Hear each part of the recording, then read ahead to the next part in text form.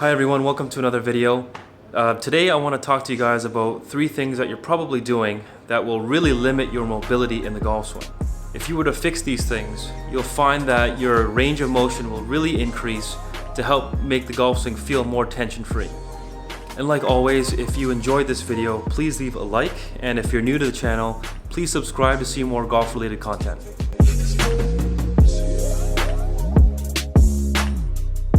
So I get this a lot from a lot of new players that I start to teach. So when they come in, they always kind of mention how they feel they have a lack of flexibility, when in reality, they just don't move their bodies efficiently. Now there might be some cases where people do lack some flexibility, but it's pretty rare. And after kind of showing the player how to move their bodies in the right way or the right manner, they're often surprised at how much mobility that they have.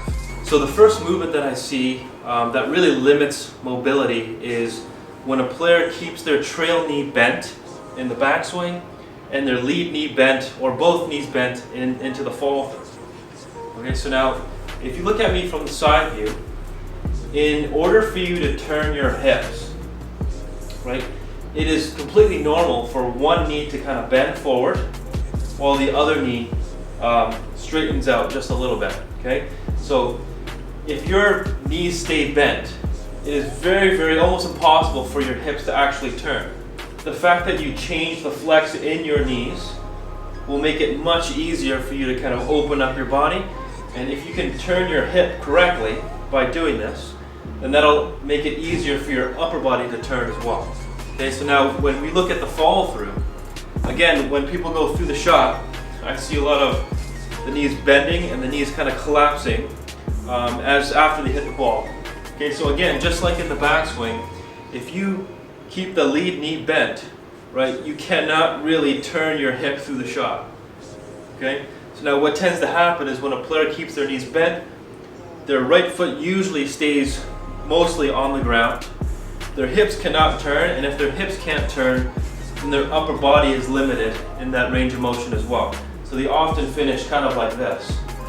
So if you can learn to change the flex in your knees correctly, then you'll find that as you make your swing, it'll be very easy for you to turn your body with very minimal resistance.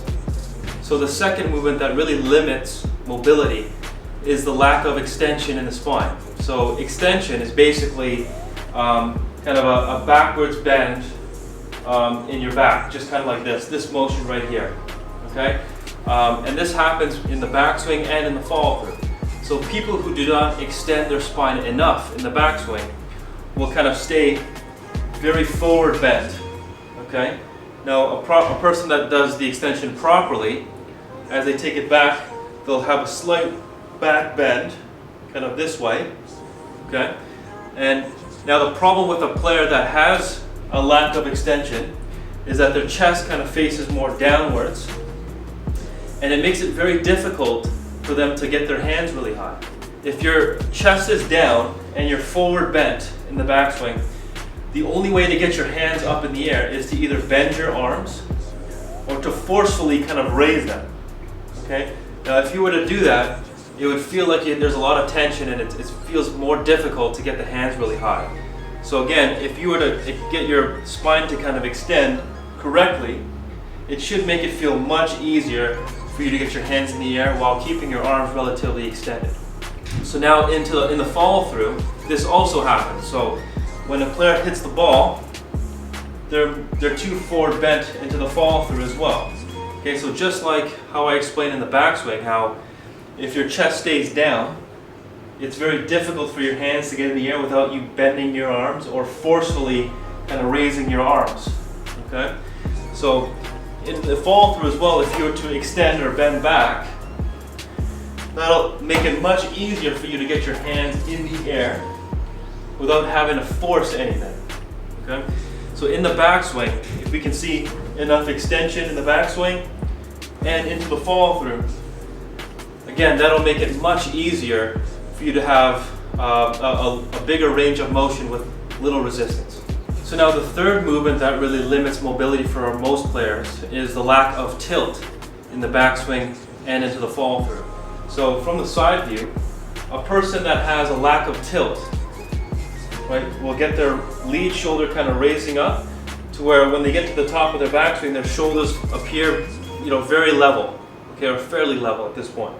So now the problem with you not having enough tilt, kind of like this, to where your lead shoulder is lower than your right, is that if I were to get in that position, the hands again stay very, very low.